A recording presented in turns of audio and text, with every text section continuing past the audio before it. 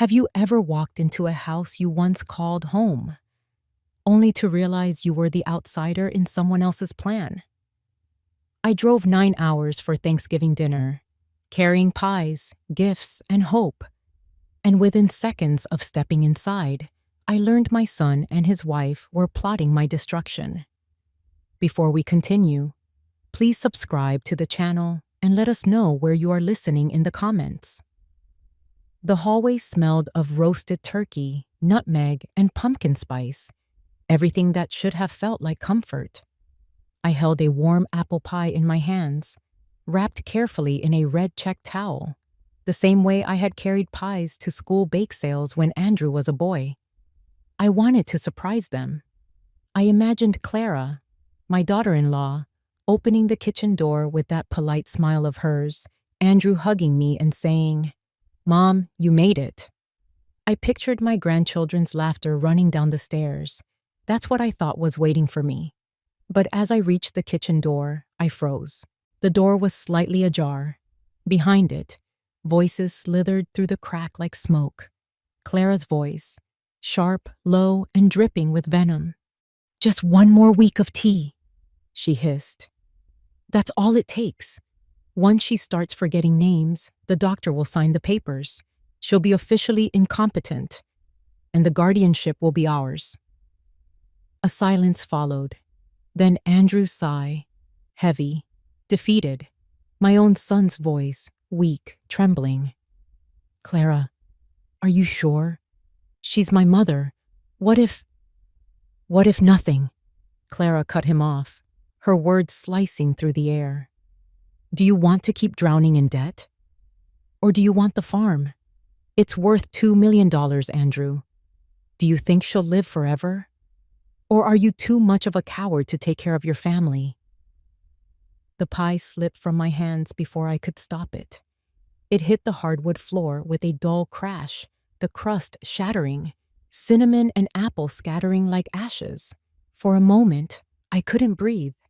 The air reeked of betrayal. My chest tightened, as though invisible hands had wrapped around my lungs. I stumbled back, one hand braced against the wall. My son, my own blood, the boy I had raised on bedtime stories and warm casseroles, the man I drove 9 hours to see. He was standing on the other side of that door, listening to his wife plan my undoing. And he did not stop her. I pressed my palm over my mouth, terrified the sound of my breath would give me away. Every instinct screamed at me to walk in. Confront them, demand answers, but something colder held me still. If Clara was willing to poison me, what would she do if she knew I had heard?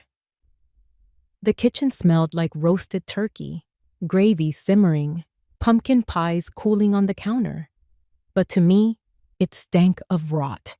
Every smell I loved about Thanksgiving now soured into something poisonous. I remembered the drive here, 9 hours across the mountains of New England.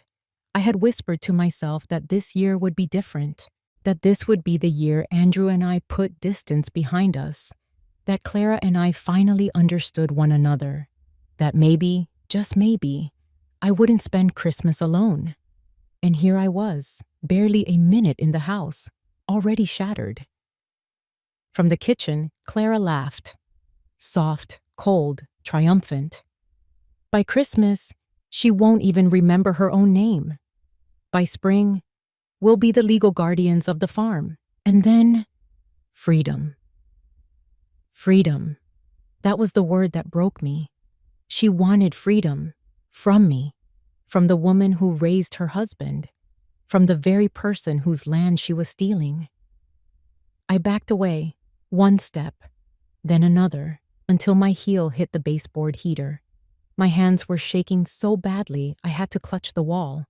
The apple pie lay broken on the floor, a symbol of everything I thought this holiday was supposed to mean.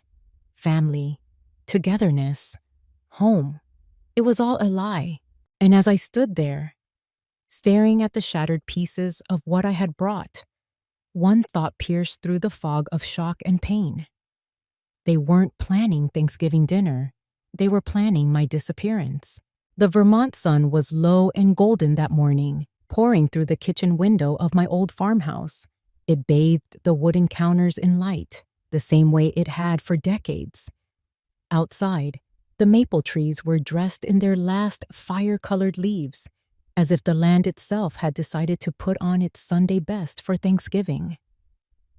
I laid out the gifts on the dining table, each one carefully wrapped in brown paper tied with twine. Simple, thoughtful. For the grandchildren, knitted scarves I'd worked on during long evenings, bright red and navy blue. For Clara, a set of antique serving spoons from my mother's collection.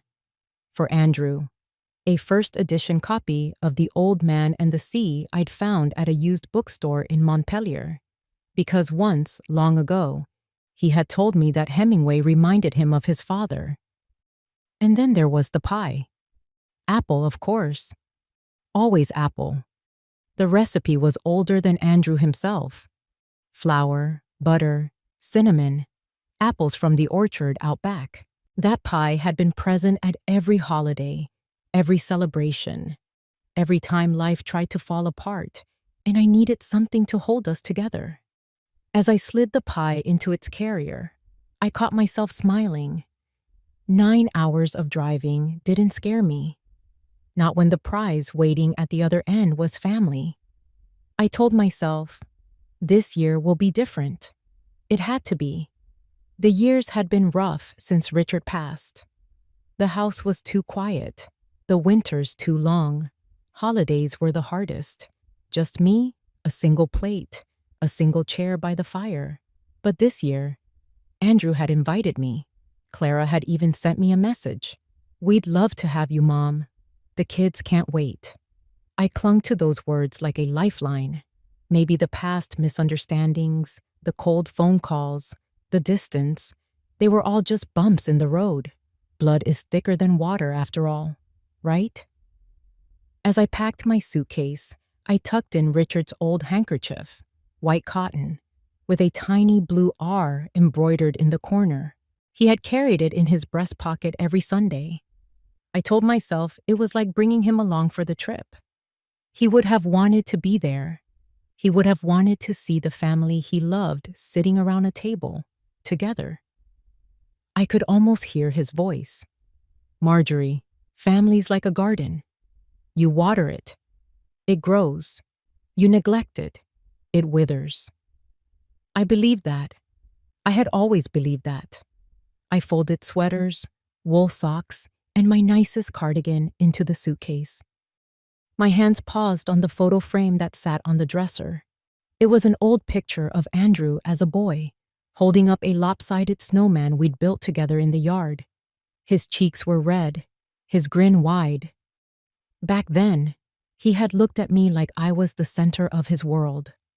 I whispered to the photo, "It's going to be okay this year. We'll sit by the fire. We'll tell stories. We'll laugh like we used to." Maybe Clara and I would finally find common ground. She was sharp, ambitious, always moving 100 miles an hour, so different from me. But surely, once we broke bread together, we'd bridge that gap. I had convinced myself that all it would take was one holiday, one real conversation, and we'd finally be a family in every sense of the word. I slipped my pearl earrings into a small pouch. Richard had given them to me on our 40th wedding anniversary. I decided I'd wear them for Thanksgiving dinner, not because anyone cared about jewelry, but because they made me feel like the woman Richard had loved. Strong, respected, worthy. The farmhouse creaked in the wind, familiar and steady. 50 acres of land stretched out beyond the window. Every fence post and tree carrying decades of sweat and memory. Richard and I had built a life here from scratch. We had fought blizzards, droughts, and lean harvests, but we had always come out stronger. This land wasn't just dirt and timber. It was the soul of our family. And yet, I told myself it was time to let go. At least a little. Let Andrew take the reins. He was ready, wasn't he? Clara was capable, wasn't she? Surely they only wanted what was best.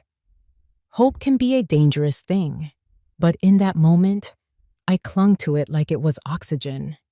I loaded the suitcase into the back of my old SUV, the pie secured on the passenger seat like it was a newborn child. I looked at the farmhouse one last time before pulling away, the chimney puffing smoke into the crisp air. I whispered, "See you soon, Richard." The road stretched out before me, miles of mountains and valleys glowing in the late autumn sun. The radio played old country songs, and I hummed along. With every mile, I grew lighter. I wasn't driving away from loneliness. I was driving toward reunion, toward healing. I pictured it all so vividly. The grandchildren running into my arms, Clara smiling warmly, Andrew pouring me a glass of cider and saying, "Welcome home, Mom." The picture was so clear, so perfect, that it blinded me to the cracks already forming beneath the surface.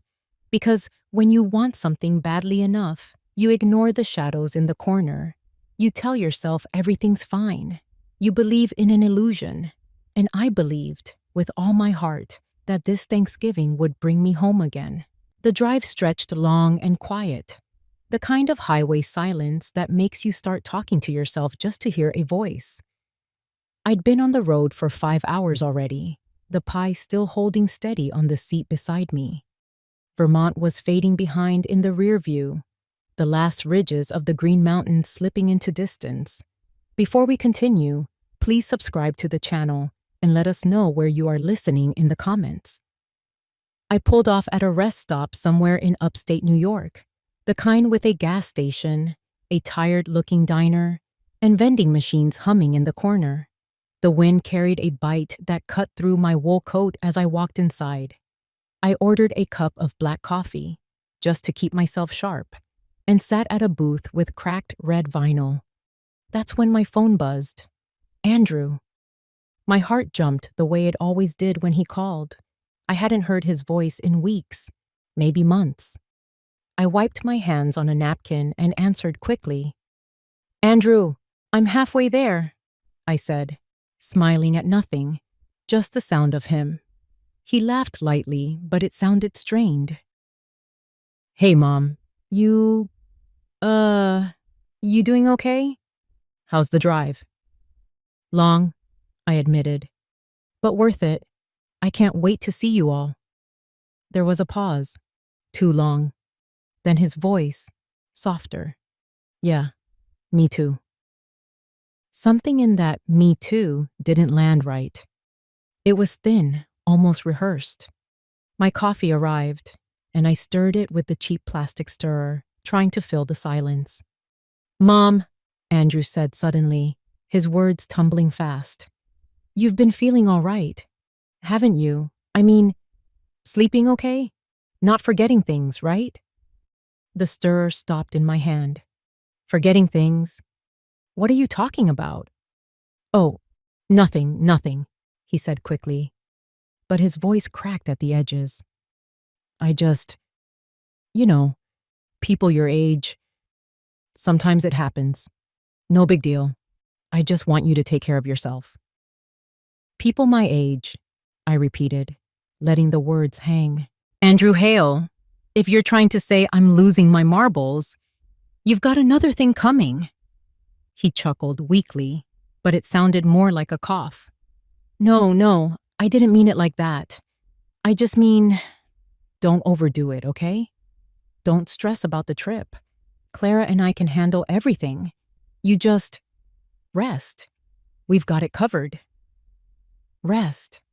Handle everything. His words didn't feel like comfort. They felt like a warning. I forced a laugh. "Well, I'm not planning on running laps around the table, if that's what you're worried about.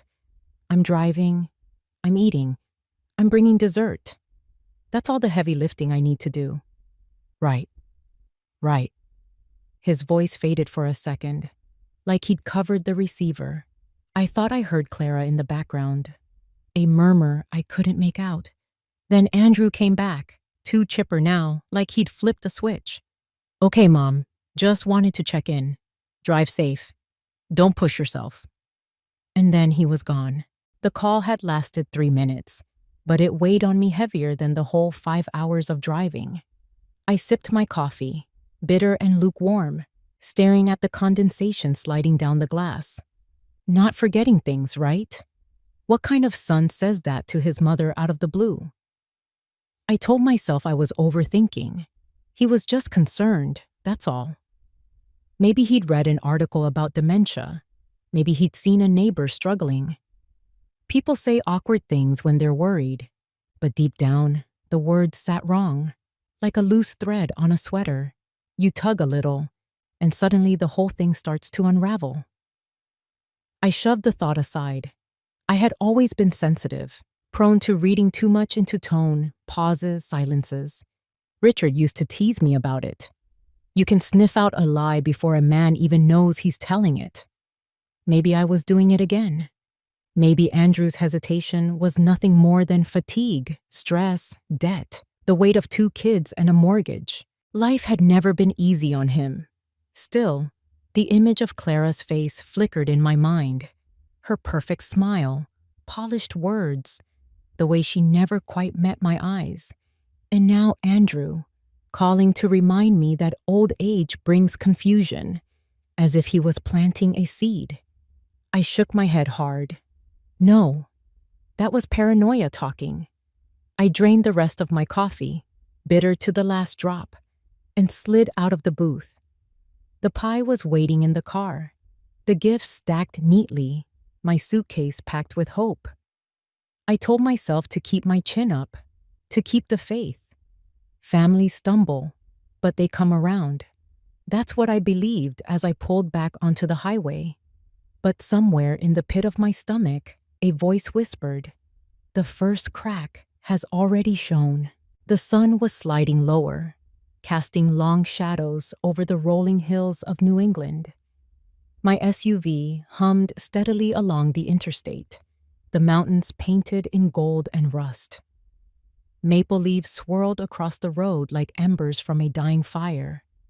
I cracked the window to let in the crisp autumn air, sharp enough to sting my lungs, but clean, honest. This was the kind of landscape Richard had loved. He used to say Vermont didn't just grow crops. It grew character. Every fence post we dug, every calf we raised, every storm we survived was proof of that. The road curved around a ridge, and suddenly I was driving through a tunnel of flaming red maples. The beauty hit me square in the chest. And just like that, memory took over. I could hear Richard's voice as if he were sitting in the passenger seat beside me, his hand resting on the worn leather armrest, eyes fixed on the land with that steady look of his. "Marjorie," he'd said once, years ago, standing on the porch with a mug of coffee, "this farm isn't just property. It's our legacy, a piece of soul carved into soil. Don't you ever let anyone take it from you. Not the bank, not a developer, not even family if they lose their way. You fight for it. Promise me." At the time, I'd laughed and swatted at him with the dish towel. "Who would take it from us, Richard? Andrew will keep it safe when we're gone." But he hadn't laughed. His eyes, gray as the November sky, had stayed locked on mine. "Just promise me, Marjorie." And I had, without thinking, without hesitation, because back then, I believed promises like that were easy to keep. Now, as the tires ate up the miles toward Andrew's house, those words felt like stone pressing down on my chest. Promise me. The memory was so clear I could almost smell his aftershave, hear the creak of the rocking chair on the porch. Richard had been a man of few words, but the ones he chose never faded. I gripped the steering wheel tighter, knuckles white. For the first time since Andrew's strange phone call, I felt the stirrings of something stronger than fear. Resolve. The truth was, I had spent too many years second-guessing myself, letting doubt creep in like mold in the corners of a room. Clara's polished confidence, Andrew's weary silence, they made me question my place, my worth. But this land, this legacy, was not up for negotiation. Richard and I had built that farm from scratch, 50 acres of stubborn soil that we turned fertile with sweat and prayer. I remembered the winter of '82, when the snow caved in half the barn roof. Richard had worked through the night with nothing but a lantern and determination, hauling beams until his back nearly broke. When I begged him to rest, he'd smiled and said, "We don't quit, Marjorie. Hale blood doesn't run cold." We had fought droughts, floods, sick cattle, and mortgage scares. We had held onto that farm when neighbors sold theirs off for pennies to slick developers who promised quick money and left them broke. We had survived every storm together, and now Clara thought she could steal it with a smile and a teacup. Not in my backyard. The thought made me laugh out loud, startling myself. A bitter laugh, but real. If she thought she could outwit me, she didn't know who she was dealing with. The road leveled out, and a green highway sign flashed by. Albany, 65 miles. I still had hours to go, but suddenly the drive didn't feel as heavy. Every mile was a reminder of what was at stake. Not just a house, not just land, but Richard's memory, my life's work, and the roots of our family tree. I adjusted the rearview mirror and caught sight of my own face, lined, weary, but steady.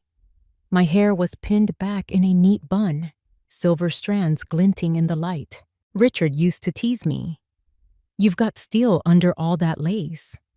Maybe he was right. I rolled the thought over and over in my head. Steel under lace. I could almost picture him sitting here, giving me that half smile, the one that said he believed in me even when I didn't believe in myself. The car radio crackled, catching a local station. A country singer's voice filled the car. "You can tear a house down brick by brick, but you can't burn the memories." I turned it up. My throat tightened, but I kept driving. The first crack had shown back at that rest stop when Andrew hinted at forgetting things. But this memory of Richard, was the mortar holding me together. If Clara thought I was weak, if Andrew thought I was too old, they had another thing coming. I whispered into the wind rushing past my window. "I promised you, Richard. I'm keeping that promise." The SUV climbed another hill, and when it crested, the valley opened wide before me, fields dotted with barns, a river threading silver in the distance, the horizon burning orange with sunset. It looked eternal, untouchable. But I knew better. Legacies could be stolen, erased, twisted into someone else's fortune if you weren't careful. Not mine, not ours. I pressed my foot a little harder on the gas. For the first time on that trip, I wasn't just a widow driving to Thanksgiving. I was a guardian of something bigger, and I wasn't about to let it slip through my fingers. By the time I pulled into Andrew's driveway, the sky had gone the color of steel. The last streaks of daylight clung to the horizon, and the house glowed warm against the cold. Lights in every window, smoke rising from the chimney. On the surface, it looked like the picture of family. I sat there for a moment, hands gripping the steering wheel. 9 hours of driving, a head full of memories, and now here I was, staring at the front porch where my son's life unfolded without me. I forced a smile at my reflection in the rearview mirror, smoothed down my silver bun, and whispered, "Showtime." The door swung open before I even knocked. Clara. She was radiant in a cream-colored sweater dress, her blonde hair tucked behind pearl-studded earrings. She spread her arms wide as if I were a long-lost treasure. "Mom!" she exclaimed, voice honeyed and bright. "You made it. Oh, look at you, driving all this way by yourself. You're incredible." Before I could answer, she wrapped me in a hug that was just a little too tight, just a little too long. Her perfume, sharp and floral, clung to my coat. Andrew appeared behind her, hands in his pockets, shoulders slumped like a boy caught in the rain. He gave me a quick half smile, but his eyes didn't meet mine. "Hi, Mom," he muttered. I wanted to throw my arms around him, to shake him, to say, "Don't you remember who I am?" Instead, I simply touched his cheek and said, "It's good to see you, Andrew." Clara, ever the hostess, took my suitcase before I could protest. Come in, come in. You must be exhausted. Let me get you settled." The house smelled of rosemary and roasted turkey, pies cooling on the counter, candles burning cinnamon spice. It should have been comforting. Instead, it felt staged, like a holiday spread in a glossy magazine. She led me into the living room where the fire crackled cheerfully. I sank into the couch, grateful to rest my legs, and then she appeared again, carrying a delicate porcelain cup. Steam curled upward, carrying a faint herbal scent. "I made this just for you," she said sweetly, setting it in my hands. "A special herbal blend. Calms the nerves. Helps you sleep after a long trip. My grandmother swore by it." I hesitated for only a second. Then, tired and touched by her thoughtfulness, I smiled. "That's kind of you, Clara. Thank you." The cup was warm, almost too warm. I blew across the surface and took a sip. The flavor was earthy, with a strange bitterness under the honey. Not unpleasant, just unusual. Clara watched me closely, her eyes sharp despite the smile on her lips. "Good?" she asked. I nodded. "Very soothing. You didn't have to fuss over me like this." "Nonsense," she said, her voice light. "Your family. We take care of each other." The words hit me oddly, but I pushed the thought aside. I was tired, hungry, and just relieved to finally be here. Andrew sat across from me, fidgeting with the hem of his shirt. He still hadn't said more than a handful of words. I caught his eyes for a moment, gray, like Richard's, and there was something there. Guilt? Fear? Before I could pin it down, he looked away. I sipped again. The warmth spread through me, and for a moment, it felt like comfort. My shoulders relaxed, the ache in my back dulled. I sighed, grateful. "You know," Clara said brightly, perching on the arm of the chair beside Andrew, "we've been so excited for this Thanksgiving. The kids can't stop talking about Grandma coming. This year is going to be perfect." "Perfect," Andrew echoed, but it sounded hollow. I smiled anyway, because isn't that what I wanted to believe? That this year would be different. That this time the cracks would heal. I set the empty cup on the coffee table, not noticing how quickly Clara whisked it away, vanishing into the kitchen with her perfect smile. The fire popped, sparks shooting upward. I closed my eyes for just a second, telling myself it was the warmth, the long drive, the comfort of finally sitting down. But somewhere, beneath the haze of exhaustion, a quiet voice in my gut whispered, "Something's not right." Still, I ignored it. Because family takes care of each other, doesn't it? And with that first cup of tea, I stepped blindly into the trap already waiting for me. The dining room table was dressed to the nines, linen runner down the center, polished silver catching the glow of candles, turkey carved and steaming in its place of honor. Crystal glasses chimed as Clara poured cider, her every movement precise, like she was hosting royalty. I sat at the head of the table, the place Richard used to take. A lump formed in my throat, but I forced it down. This was Thanksgiving after all, family first. The kids darted around, giggling, their small hands sneaking for rolls before being gently scolded. Their laughter was the only thing that felt genuine in that room.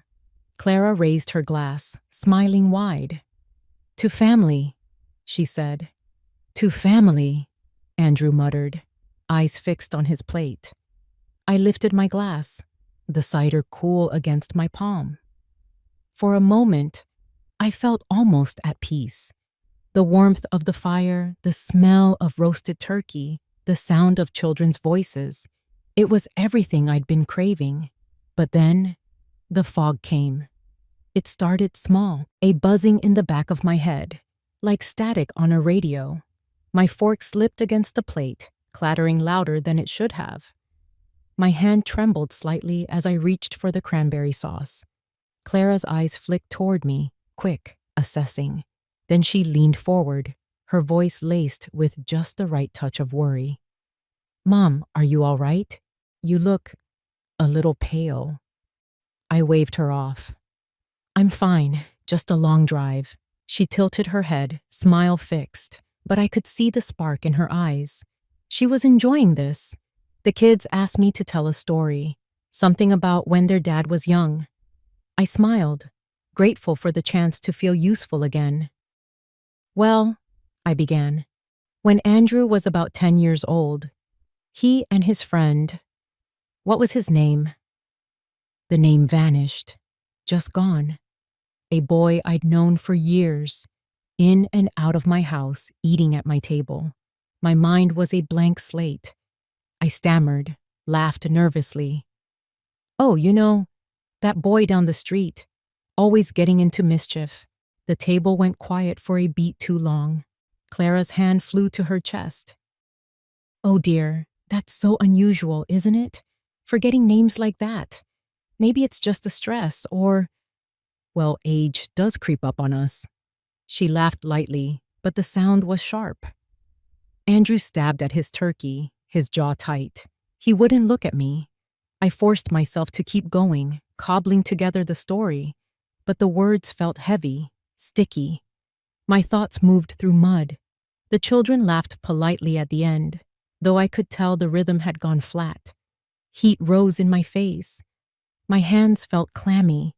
I reached for my water, but Clara was already sliding another cup toward me.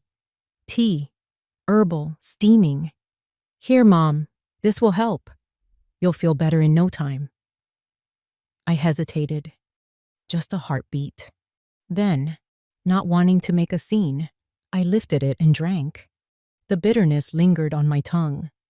I caught Andrew's eyes then, just for a second. He looked at me like a boy caught stealing cookies, guilt and fear all tangled together. And then he dropped his gaze, as if the tablecloth had suddenly become fascinating. Conversation picked up again around me, but it sounded distant, muffled, like I was underwater. Clara laughed at something the kid said, her hand resting lightly on Andrew's shoulder. To anyone else, she looked like the perfect wife, the perfect hostess. But I knew better. Somewhere deep in my gut, beyond the fog pressing in on my brain, I knew. I tried to focus on the food in front of me. The turkey, golden and crisp. Mashed potatoes, creamy and piled high. Rolls baked fresh, their tops brushed with butter. It should have been a feast. Instead, each bite tasted dull, as if my tongue had forgotten what flavor was. I pushed my plate away, my appetite gone. Clara leaned toward me again, her voice soft. Too soft. "Mom, you really don't seem yourself. Maybe you should lie down after dinner. Andrew, don't you think?" Andrew nodded quickly, still not looking at me. "Yeah, rest would be good. Rest. Always rest." I smiled faintly, trying to mask the panic rising in my chest. If I admitted how I felt, if I gave them even an inch, I knew they'd seize it. "See? She's slipping. She's not capable anymore." So I straightened my shoulders, lifted my chin, and forced my voice steady. "I'm fine. Just tired. I'll be myself again after a good night's sleep." The words sounded hollow, even to me. Clara's smile widened, but her eyes gleamed cold. She had me exactly where she wanted me, confused, embarrassed, doubting myself. The children excused themselves from the table, running upstairs. The clatter of their footsteps faded. The room grew heavy with silence. I sat there, staring into my cup, heart pounding, mind fogging. For the first time in my life, I felt like a stranger at my own family's table, and in Clara's carefully measured smile, I saw the truth. This wasn't Thanksgiving dinner. It was the beginning of my erasure. The house had gone quiet after dinner. Too quiet. The kind of silence that presses against your ears until you can hear your own pulse. I excused myself early, claiming fatigue, and climbed the stairs slowly, one hand gripping the banister like it was a lifeline. My legs felt heavy, my head thick, as if every thought had to wade through molasses. In the guest room, I sank down on the edge of the bed. The room spun gently, not enough to knock me over, but enough to keep me unsteady. The lamp beside me flickered, or maybe my eyes did. I couldn't tell. Get a hold of yourself, Marjorie. I pressed my palms against my thighs, breathing deep, counting in my head. 1, 2, 3. But the fog clung stubbornly, a curtain I couldn't pull back. That's when I heard it. Voices, faint, drifting up from below. The kitchen again. I held my breath, straining. Clara's voice first, low and sharp, like the scrape of a knife against glass. She's halfway there already. Did you see her at dinner? Forgetting names, pushing food around her plate? A few more days, and no doctor in their right mind will call her competent. Andrew's reply was softer, shaky. Clara, I don't know. Maybe it's just the long drive. She's my mom. Your mom is sitting on $2 million worth of land, Clara snapped. And you're drowning in debt. Creditors are circling. Do you want to hand them your last name on a platter? Because that's what will happen if we don't secure the farm. Guardianship is the only way. Guardianship. The word sent a chill crawling up my spine. I gripped the bedpost, forcing myself upright, my heart hammering. My head swam, but I leaned closer to the door, desperate to hear every word. Andrew muttered something I couldn't catch, his voice swallowed by Clara's rising tone. She's slipping already. By Christmas, she'll look like a woman who doesn't know what day it is, and then the court will sign it over. It's foolproof. My stomach clenched. I wanted to storm down there, to slam my hands on the table, to shout that I wasn't slipping, that I wasn't some frail old woman they could drug and discard. But my body betrayed me. My knees wobbled. My tongue felt heavy in my mouth. Maybe I did forget a name. Maybe I am getting old. Maybe... I shook my head violently, clutching the doorframe. No, this wasn't me. This was the tea. The sudden forgetfulness. The fog. The tremor in my hands. It wasn't age. It was poison, dressed up in a porcelain cup. Downstairs, Andrew spoke again, his voice ragged. I can't keep doing this, Clara. Watching her drink it, watching her slip away. It doesn't feel right. Clara's laugh cut through the air, cold and cruel. Grow a backbone, Andrew. You've been spineless your whole life. And look where it's gotten you, buried in bills. Do you think your mother cared about the debt collectors calling at dinner? She doesn't care about your pride. She only cares about that land. If you want a future, you'll follow the plan. Silence. Heavy, suffocating silence. I pressed my ear against the door, straining, but the voices had dropped lower now, muffled beyond my reach. The edges of my vision blurred. My hands trembled against the wood. I staggered back to the bed, collapsing onto the mattress. My breath came shallow, uneven. I stared at the ceiling, the plaster patterns swimming like waves.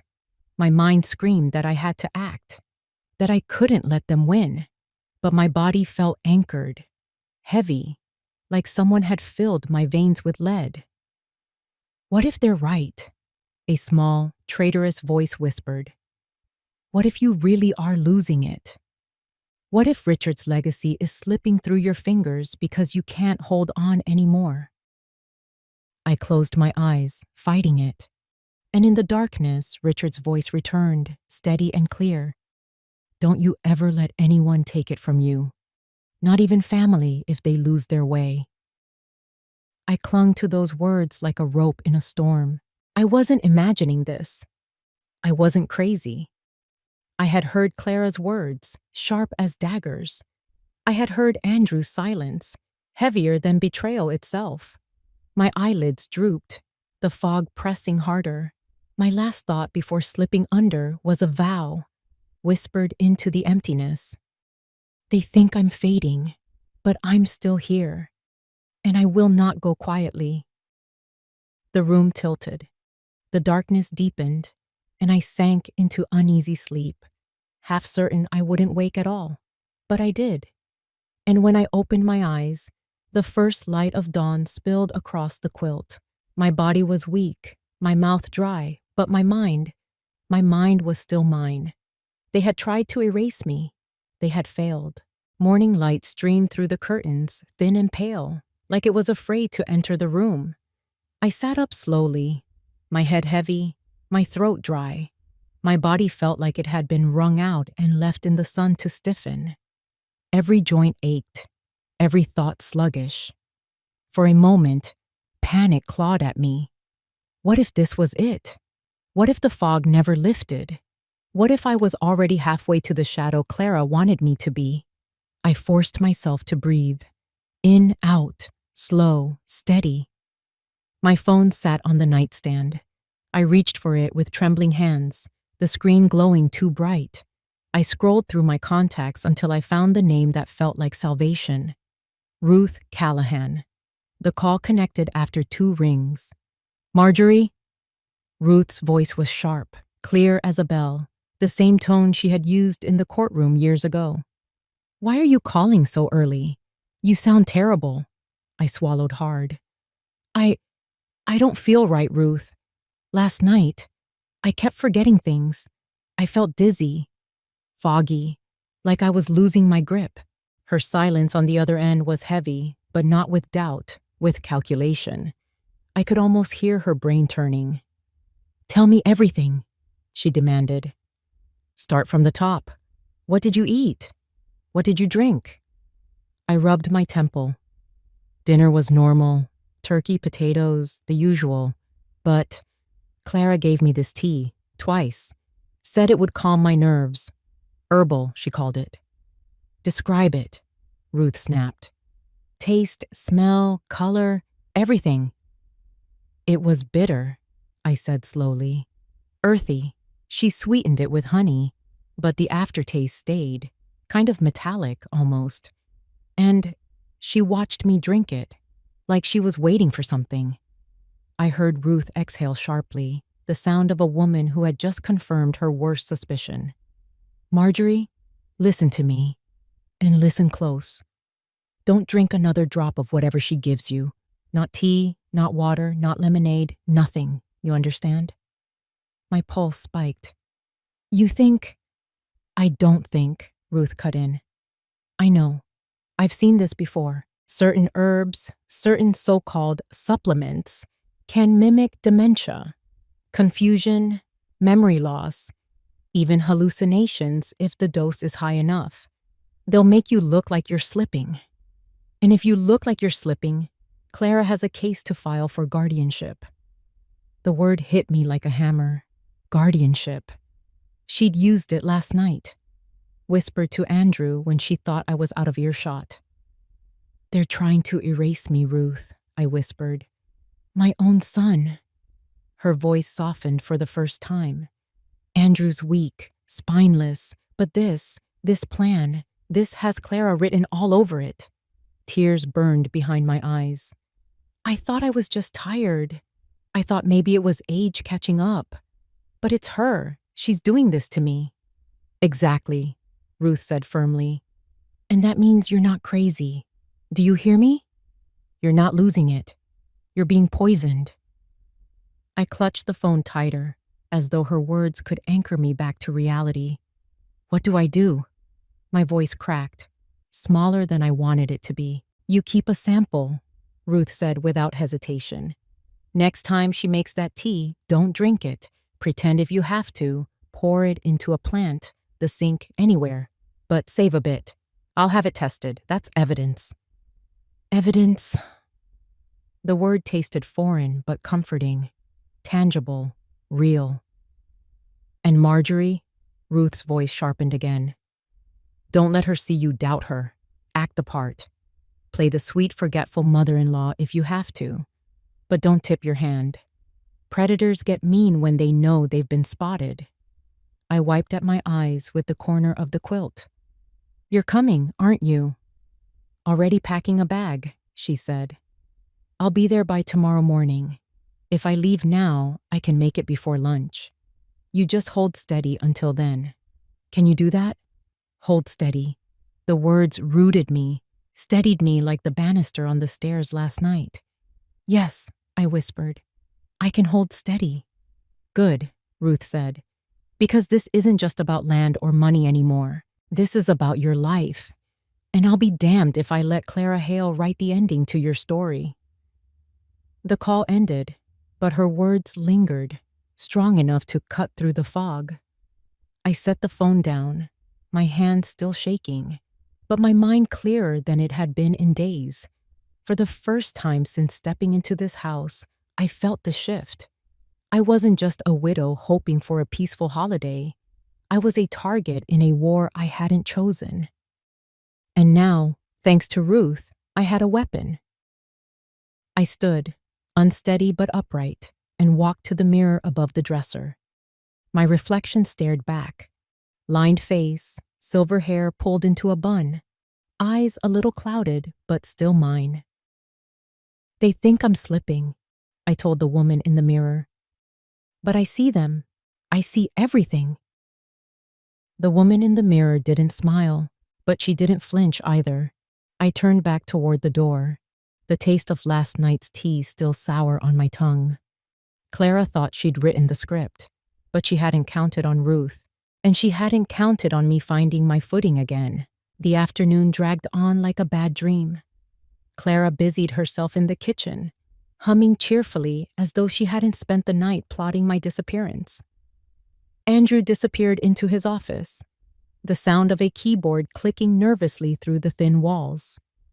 I stayed in the guest room most of the day, pacing when I had the strength, lying down when the fog pressed too heavy. Ruth's words replayed in my head. Save a sample. Hold steady.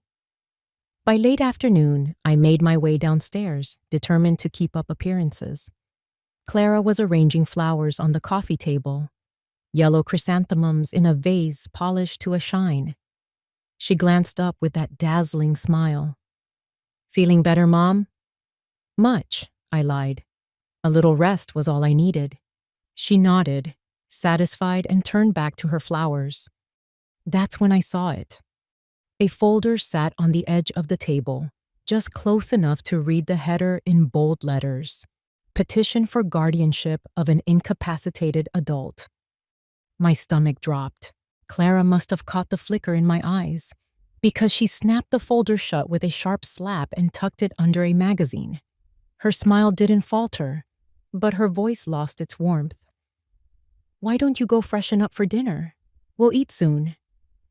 I murmured something, yes, of course, and retreated before she could study me further.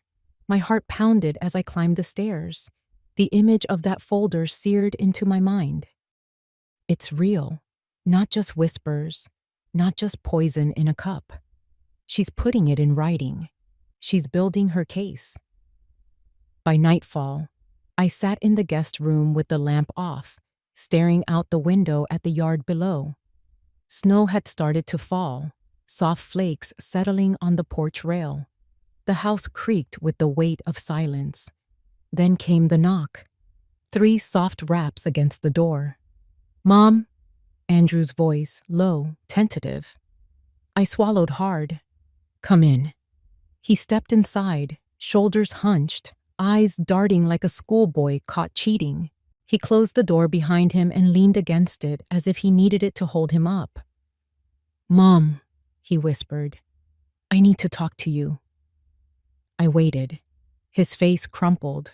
He rubbed his hands together, pacing the room like a man with fire under his feet. Finally, he stopped, eyes fixed on the carpet.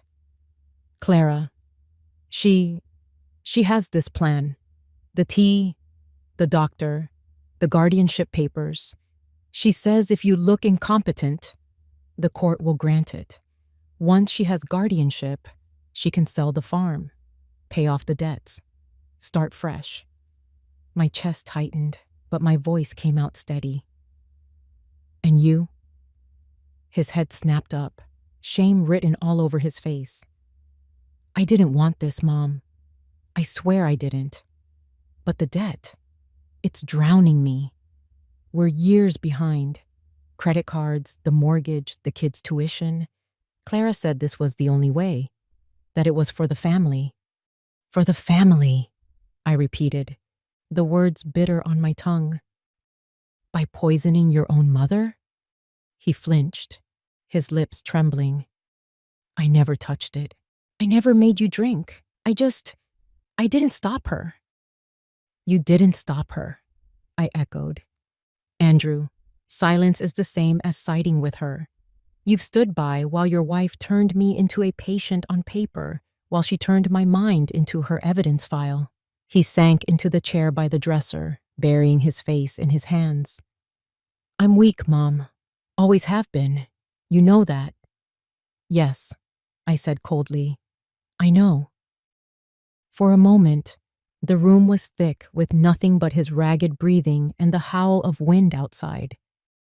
I studied the man sitting across from me, the same boy who once cried when he broke his toy truck, the teenager who sulked through chores, the young man Richard and I had prayed would grow a spine. And here he was, 44 years old, and still a boy hiding behind excuses. You think Clara's saving you? I said slowly, each word deliberate.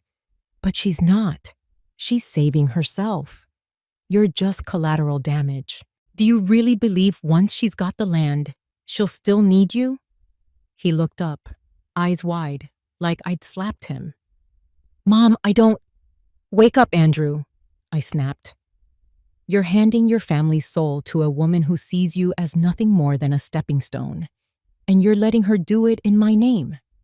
Tears slipped down his face, silent, ashamed.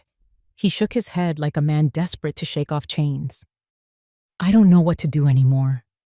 I leaned forward, my voice sharp as glass. Then listen closely. You stop giving her the rope to hang me with. You stop standing in the shadows, hoping it all blows over. Because this is the last straw, Andrew. If you go through with this, you don't just lose the farm. You lose me. He froze, the weight of my words hitting like a hammer. For a long time, he said nothing. Then he whispered, broken, I'm sorry, Mom. But sorry was too small. Sorry didn't stitch up betrayal. Sorry didn't erase the image of that folder, sitting smugly on the coffee table, waiting to declare me unfit for my own life. I turned away, staring out the window at the snow falling heavier now, blanketing the yard in white. Go back to your wife, I said quietly. You've already chosen your side. Andrew stood slowly, his shadow stretching across the room. His hand hovered like he wanted to reach for me, but he didn't. He just lowered it, opened the door, and slipped out. The latch clicked shut. I sat alone in the dark, the truth burning hotter than the tea ever could. My son wasn't just complicit. He was the crack in the foundation Clara had built her empire on. And if I didn't act soon, that crack would take me down with it. The next day, the house buzzed with false cheer. Clara flitted around the kitchen like a queen bee, humming while she set the table for lunch. Andrew sat in the corner, quiet, chewing on his fingernails like a boy waiting for detention. I dressed carefully that morning. Pearl earrings, Richard's handkerchief tucked in my pocket. If this was going to be a battle, I would not face it looking like a victim. When Clara called us in, the table was already set with sandwiches, soup, and, of course, a fresh pot of her herbal blend. She poured me a cup before I even sat down, the steam curling up like a snake. "Here you go, Mom," she said sweetly, placing the papers beside the plate as if they were a side dish. "Just a little housekeeping. If you could sign here, it would make things so much easier for all of us." I looked at the stack.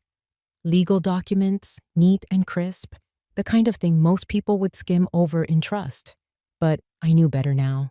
The header screamed it. "Petition for guardianship." Clara smiled, her lipstick perfect, her voice syrupy. "It's just for peace of mind. Nothing to worry about." My fingers brushed the pen, but I didn't lift it. Not yet. The front door creaked open. Heavy footsteps echoed through the hall. And then, like a blessing wrapped in wool and leather, Ruth appeared. She strode into the dining room, a thick scarf still looped around her neck, eyes sharp as ever. She carried a small glass vial in one hand, a folded sheet of paper in the other. "Am I interrupting?" she asked, her voice cutting clean through the room. Clara froze for a fraction of a second, then pasted on her smile. "Ruth, what a surprise. We weren't expecting you." "No," Ruth said flatly. "I'm sure you weren't." She walked straight to the table and placed the vial and paper right next to the guardianship forms. "Marjorie told me about your tea. Being the good friend I am, I had it tested." She tapped the paper. "Preliminary results from a toxicology lab. That herbal blend of yours? It contains a neurotoxin. Prolonged use causes memory loss, disorientation, and in some cases, permanent cognitive decline." Silence slammed down like a gavel. Clara's face drained of color. "That's ridiculous. Anyone can fake a report." Ruth's eyes narrowed. "Try me. The lab tech owes me a favor. You'd be amazed what old colleagues can get done overnight." Andrew shifted in his seat, pale as the bread on his plate. "Clara?" "Don't be stupid," Clara snapped at him before she could stop herself. Then, realizing the slip, she straightened, voice sugar again. "This is nonsense. Marjorie must have misunderstood. She's been tired, forgetful, that's all." Ruth leaned forward, both palms on the table. "Save it for a judge, because if you so much as breathe on Marjorie with another cup of that poison, I'll personally see to it you spend the next 15 years staring at prison walls. Attempted elder abuse, fraud, conspiracy. Shall I go on?" The mask cracked. Clara's jaw clenched, her eyes flashing. For once, she didn't have a rehearsed smile to hide behind. Andrew finally spoke, voice trembling. You really did it. You tried to." He broke off, burying his face in his hands. Ruth turned to me, her tone softening just enough. "You don't have to sign anything today, Marjorie. Not tomorrow. Not ever, unless you want to. You're perfectly competent. And now we've got proof that someone was trying to make you appear otherwise." I nodded slowly, keeping my gaze locked on Clara. I didn't raise my voice. I didn't need to. The silence was heavier than any scream. Clara shoved back her chair, the legs screeching against the floor. "This is insane. You have no idea what you're doing." "Oh, I know exactly what I'm doing," Ruth said. "And so does the law." Clara's lips pressed into a thin line. For the first time, I saw the fear flicker beneath her bravado. Andrew looked at me, his eyes wet, his voice small. "Mom, I didn't stop her. I didn't protect you. I'm sorry." I kept my tone even, my words slow, deliberate. "You stood by while she poisoned me, Andrew. Sorry doesn't wipe that away." He flinched, tears sliding down his face, but he didn't argue. Clara, cornered, tried one last swing. "You think anyone will believe you? It's her word against mine." Ruth smirked. Funny thing about toxicology reports, they don't lie. The room sat frozen, the only sound the tick of the clock on the wall. Clara's knuckles whitened against the back of her chair. I lifted my chin, my voice quiet but steady. You wanted guardianship, Clara. Well, you got it wrong. I don't need a guardian. What I need is justice. And it's standing right here at my table. Her eyes darted between me, Ruth, and Andrew, calculating, searching for a way out.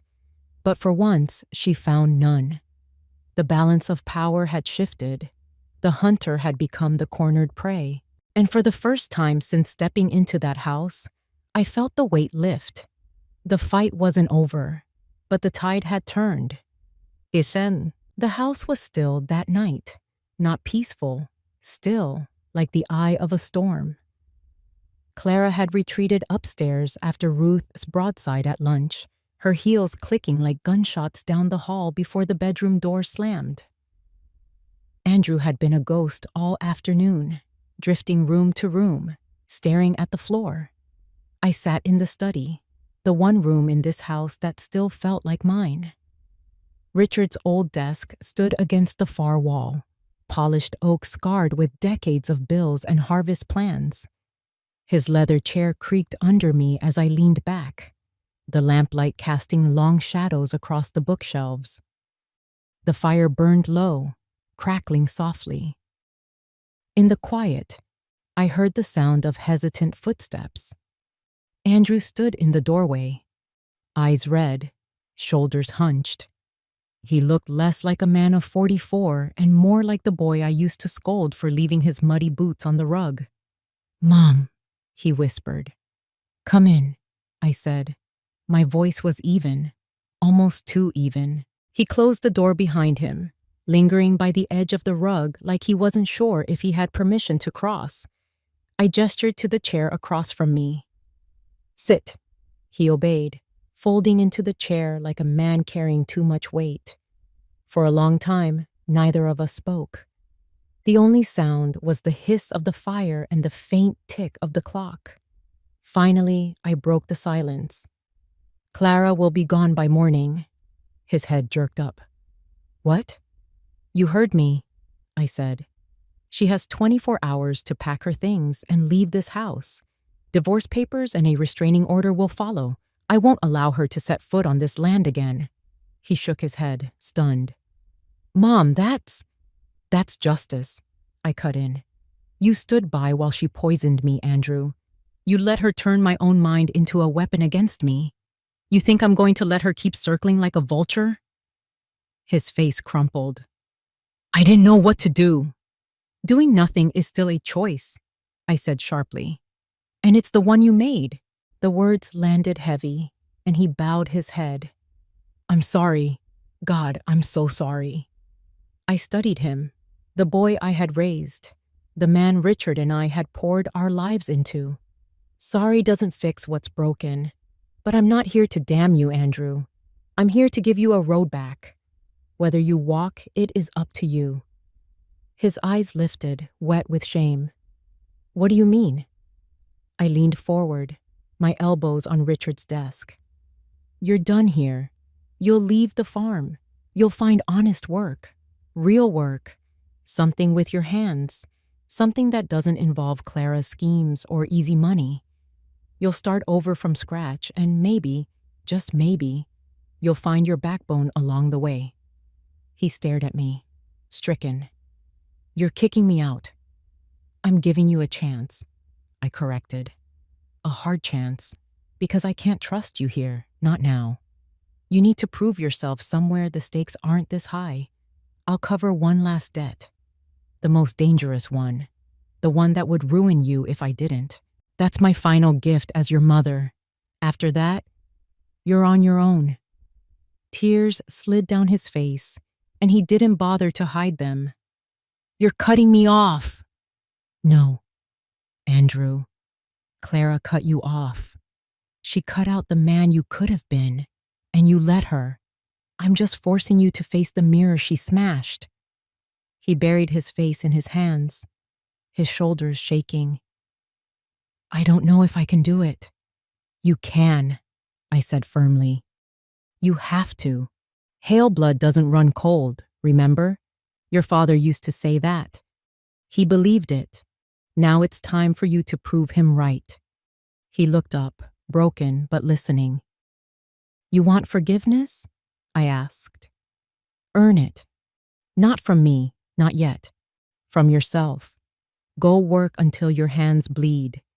Go stand on your own 2 feet without a woman pulling the strings. Then, maybe one day, we'll sit at this table again, and I'll call you my son without bitterness in my mouth. For a long time, he said nothing. Then he nodded, slow, like a man standing at the edge of a cliff with no way back. All right, I'll go. I leaned back in Richard's chair, the weight of my verdict settling heavy but sure. Good, because if you don't, Andrew, you'll drown in the same quicksand Clara pushed you into, and I won't throw you another rope. The fire popped, sending sparks up the chimney. Andrew sat there, staring into the flames, tears drying on his cheeks. After a while, he whispered, "Do you still love me, Mom?" The question pierced deeper than any poison. I closed my eyes, steadying myself, then answered the only way I could. I'll always love you, but love without respect is just pity, and I will not pity my son. He flinched, but didn't argue. Slowly he rose, his shadow long against the wall. At the door he paused, looking back like a man who had lost his map. I didn't move, didn't soften, because justice isn't about comfort.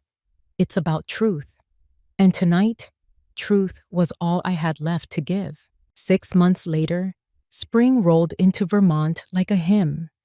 The snow had melted, leaving the fields damp and rich, and the first shoots of green pushed bravely through the soil. The air smelled of earth and rain, tinged with apple blossoms from the orchard.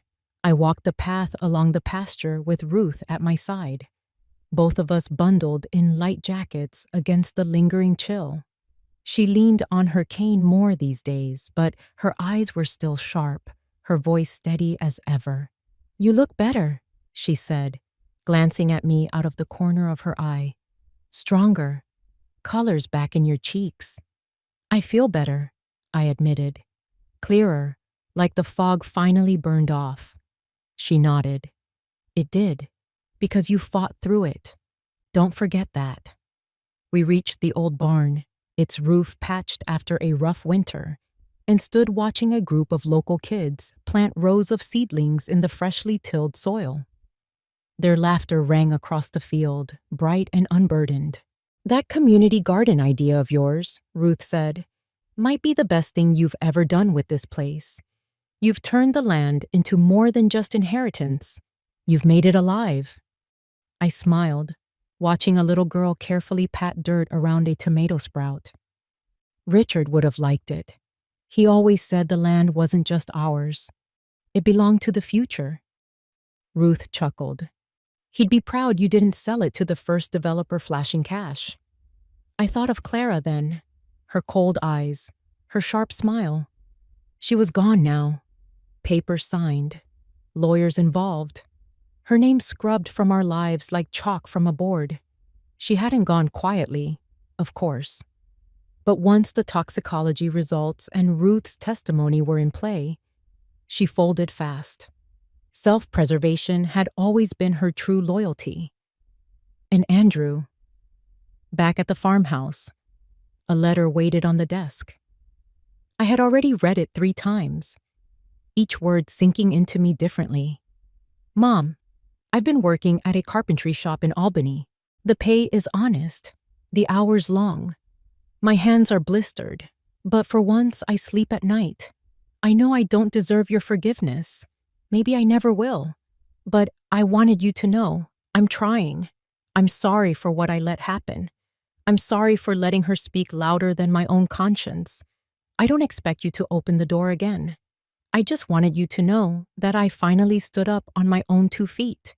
I kept the letter folded in my pocket, the paper soft from where I'd traced the words. It wasn't a bridge rebuilt, not yet, but it was a plank. And maybe one day, plank by plank, there would be a crossing again. Ruth interrupted my thoughts with her dry wit. "You're awfully quiet. Thinking about that son of yours?" I gave a small smile. "Always. He's still my boy, Ruth. He made his bed, but at least he's lying in it now. That's more than I could say 6 months ago." She snorted. "Well, don't start knitting him a medal just yet. A backbone takes time to grow." We walked on, the sound of birdsong weaving through the silence. As we passed the garden, one of the kids waved at me. "Thank you, Miss Hale," she shouted, "for letting us plant here." I waved back, my heart warming. The words lingered in the air like a blessing. Thank you for letting us plant here. That was the legacy I wanted.